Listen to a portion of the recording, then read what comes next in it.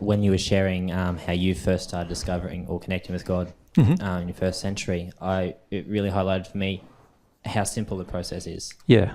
How simple it can be if we let it be. It can be, yeah. And this is the advantage I had, obviously, in the first century, is that a lot of these emotional impediments that you have and that I now have, I didn't have then. So I didn't have all of these like long-term blockages of, not receiving truth or not receiving love. I was completely into receiving truth about anything, including myself, and I wanted to receive love. So I didn't have those blockages that the average person had at the time in my first century life. Obviously, one of the reasons why I came back was I wanted to experience what it was going to be like having the blockages, and and it's not very nice, is it? No.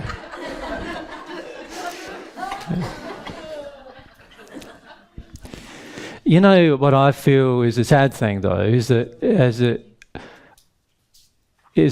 I'm the only person who's never who's ever known what it's like to not have the blockage on earth. So I know both, the contrast of both, and trust me, once you've done it one way, the contrast of the other way feels immensely painful. But so in some ways, I'm glad that you don't know the contrast, because you'd actually be in more pain than you currently are knowing it. But it is sad that the majority of people on this planet never have that experience of growing up in that wonderful way of where we're not being affected by some worth-based issue that's affecting how we make our choices and decisions and reject things from God. So it's a wonderful thing to be able to have that experience, but it's not a wonderful thing to contrast it, trust me. Thanks, Linda. But that's the potential, isn't it? That's why you made this amazing choice to come back. Yes, it's a potential of humanity. Within a few generations, we could be having children who can have that experience.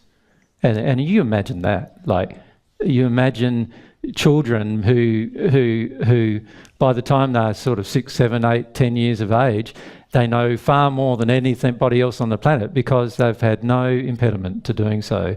And when you think of that, you can also see that it makes you more sensitive to the pain that you're in, which is actually a good thing, right? Because we need to be sensitive to the pain we're in, because if we're not sensitive enough to it, we won't change it. We won't change it. There's so much potential, and yet hardly any of it realised because of that problem. Yeah. But this is the gift that we have, the potential of giving future generations is to be the ones that spearhead this growth. Exactly. And, you imagine the rewards of that, knowing that you were a part of making a change that completely changed the way the generations and generations of people in the future address things and the way the world operates. So this is some of the rewards that you're not yet appreciating in the position you're currently in. Because you're going through traumas and you're feeling pain and so forth, you're not yet appreciating the potential rewards. Yeah. And I'm completely aware of the potential rewards, and we're going to go through some of those rewards in a few days' time, actually, just to help you with that. Yeah.